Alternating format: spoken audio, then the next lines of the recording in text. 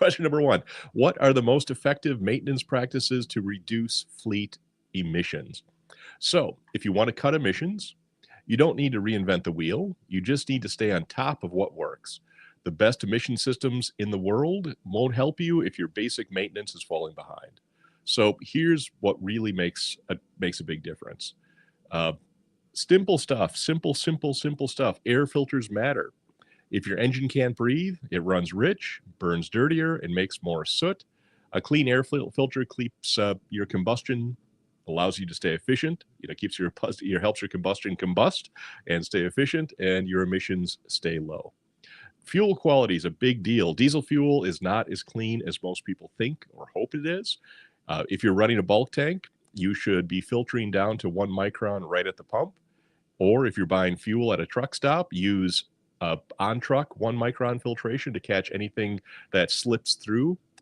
With modern high-pressure common rail systems, even microscopic or almost microscopic dirt can flow through your fuel system, throw off injector performance, leading to pure atomization, incomplete combustion, and heavy soot, and even more CO2 output.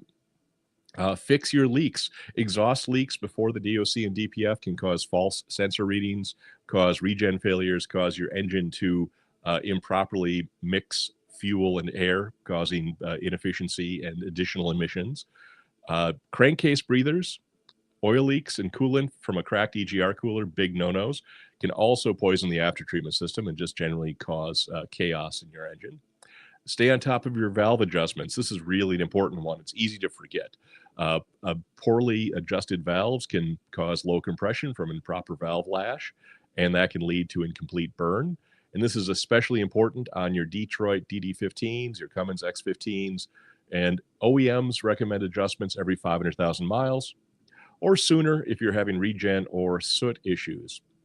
Also, using your additive like Clean Air Fleet spinning around behind me, because that will raise cetane, help your fuel burn more efficiently, demulsify the water, get the water out of the fuel where it doesn't belong, reduce soot, and protect your fuel system from wear and injector damage.